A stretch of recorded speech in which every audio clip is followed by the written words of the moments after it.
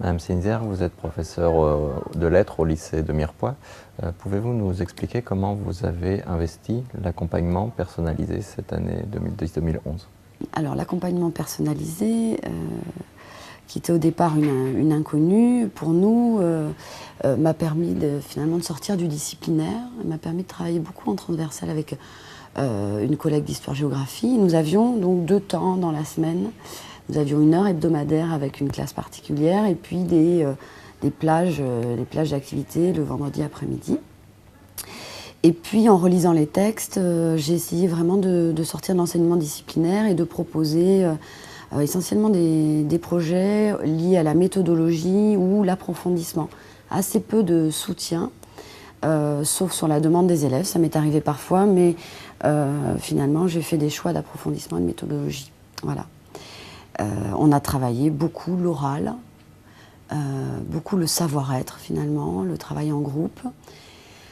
Alors dans les différents projets qu'on a menés, en parallèle en sciences humaines, la littérature et histoire-géographie, on avait toujours, au bout de 7 ou 8 séances, une fin de l'activité qui pouvait être l'organisation d'une exposition, la participation à un jury, une rencontre type café littéraire. Les évaluations n'ont pas été évidemment notées, ce n'est pas l'esprit de l'accompagnement personnalisé, mais c'était des évaluations qui permettaient à chaque élève d'avoir une participation orale, un texte très généralement. Donc on a travaillé avec le journal interne du lycée qu'on a par ici, le colporteur, c'est-à-dire que pour chaque action de l'accompagnement personnalisé, il y avait un article dans le journal du lycée que les élèves rédigeaient en synthèse. J'ai commencé l'année par la présentation du CDI en seconde, c'est toujours important. Ayant moins d'heures en classe entière, j'en ai profité justement pour leur représenter ce lieu culturel.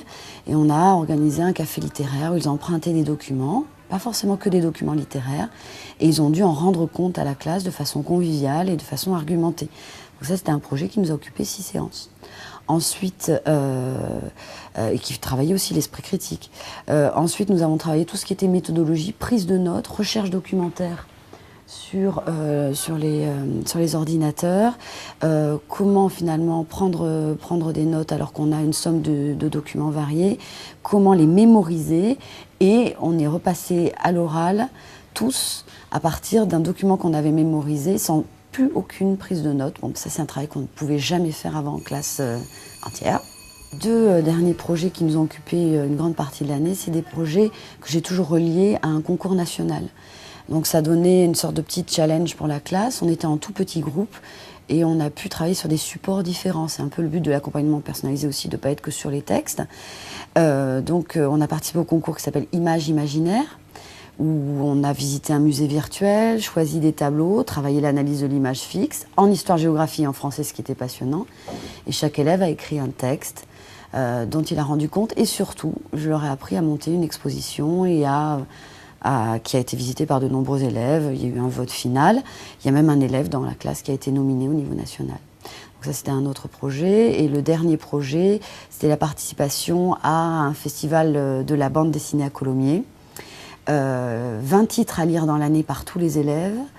Échange argumenté sur ces titres-là. Et surtout, travail à la fois, puisque c'est aussi transversal, sur le graphisme et sur les autres langages autres que littéraires, c'est-à-dire sur le graphisme, mais aussi sur le scénario, mais aussi sur la réception d'un lycéen des œuvres littéraires ou artistiques. Voilà, et tous les élèves ont soutenu une bande dessinée particulièrement, ont participé à un jury en rencontrant d'autres lycéens. Il y a eu des débats très vifs et ça nous a permis de les aguerrir à l'oral, de leur demander d'être plus argumentés, de justifier davantage leur prise de position, d'avoir des convictions et de les tenir. Et en même temps, ça a été très plaisant. Et je pense que l'accompagnement personnalisé, c'est vraiment un moment qui doit être un moment de réconciliation avec nos matières. Alors c'est un peu ce qu'on pouvait avoir en module ou en accompagnement en aide individualisée les années précédentes, mais qu'on retrouve autrement là parce que je ne suis pas dans un face-à-face en tant que professeur de la discipline, je suis aussi là à l'écoute de ce qui s'exprime, des angoisses, des questionnements et puis alors là je crois qu'on est un grand nombre de collègues à y tenir, et puis quand même un souci de suivre des classes qu'on a eues durant l'année parce que justement on connaît le parcours de chacun sur l'orientation, sur des axes de l'accompagnement personnalisé comme le savoir-être. On pouvait suivre davantage les progrès d'un élève. Son attitude dans le groupe, la notion de respect, la façon dont il écoutait les autres. Enfin voilà, on a pu, de façon plus précise, plus personnalisée, c'était le but, les accompagner dans ce savoir-être. Oui, alors je crois qu'on a tous eu la même réaction, hein. On n'a pas du tout cette formation pour l'orientation. Alors il y a eu 3 séances qui ont été menées sur l'établissement par tous les collègues, des vendredis après-midi, que moi j'ai trouvé très, très riches. D'abord il y a eu une présentation des filières. On a vu un grand nombre d'élèves, ça c'était assez classique. La deuxième séance était un peu plus libre. Moi je suis partie de supports textuels que nous avait fournis la conseillère d'orientation et je les ai fait réagir sur finalement une thématique qu'on aborde peu quand on fait l'orientation, c'est-à-dire la notion de travail. C'était presque philosophique, mais c'était très intéressant pour une classe de seconde. Je suis partie de préjugés sur que j'avais des phrases toutes faites, la doxa, sur le travail. On a réagi, on a parlé dessus. On est arrivé à aborder aussi, finalement, en conclusion, pour tous, quels étaient les critères satisfaisants, d'un travail satisfaisant pour eux, comment ils se projetaient. Et bon, c'était assez vivant parce que j'avais des petits témoignages, des supports, mais en même temps on est allé très loin finalement dans leur façon de voir l'avenir, et je pense que c'était une étape assez peu privilégiée au départ. La troisième séance, alors c'est peut-être celle qu'ont préféré les élèves, moi aussi, ça a été sous la forme d'un jeu de rôle. Où il s'agissait à plusieurs camarades de classes différentes de monter une sorte de micro-projet sur des thématiques. Alors moi j'avais choisi les thématiques artistiques, c'est plus mon domaine, créer un événement, proposer quelque chose, comme si on était dans le virtuel, donc tout était possible. Il fallait, ce qui n'accepte pas finalement, laisser libre cours à leur imagination et travailler ensemble pour présenter un projet, donc qui présente un parc d'activités avec des sculptures contemporaines, qui organisait un festival qui mélangeait la littérature et la musique, qui organisait des mariages de façon originale. Voilà, on a eu des projets très, très variés. Les séances sur l'orientation ont finalement, de façon assez logique, débouché sur le dernier axe de l'accompagnement personnalisé qui concernait les appétences. Mots qui pouvaient être, on va dire, assez hermétiques pour les élèves, mystérieux pour nous aussi. Et moi, j'ai trouvé ça finalement assez cohérent, c'est-à-dire que j'ai pu, concernant les séries plus littéraires, reprendre des élèves que j'avais rencontrés dans l'année, leur faire rencontrer mes propres élèves de première L. Il y a eu une rencontre qui était très intéressante, que je n'aurais pas pu mener dans un autre contexte, avec même des oraux qu'ont fait des élèves de première pour mes élèves de seconde. Il y a eu, n'ayant pas cette contrainte du professeur liée à une classe, j'ai pu aussi accentuer la fonction plaisir. On est allé lire des textes au pied d'un arbre, on a pu discuter de leurs appréhensions pour l'année d'après. Voilà, donc je trouve que ça c'était une année qui s'est commencée avec beaucoup d'appréhension et parfois de réticence, et qui s'est bien finie.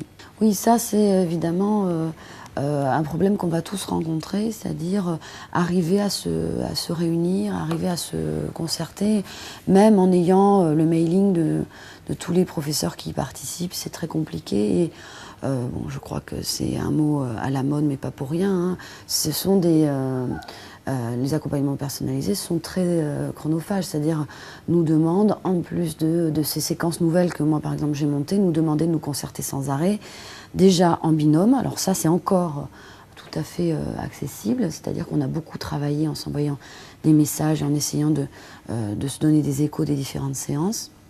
On a travaillé de façon collective aussi parfois, on a fait cours ensemble. En revanche, bon, les grands rassemblements du vendredi après-midi, heureusement qu'on avait, on va dire, l'administration qui prenait le relais pour l'organisation et la logistique, parce qu'on ne pouvait pas,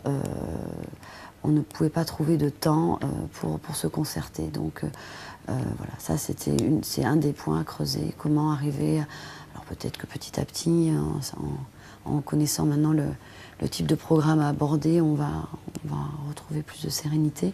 Mais ça a donné des séances qui étaient plus paniques que d'autres, parce qu'on ne savait pas avec qui on allait travailler, ou on n'avait pas vu la personne, parce qu'entre-temps, on n'avait pas les mêmes emplois du temps. Voilà.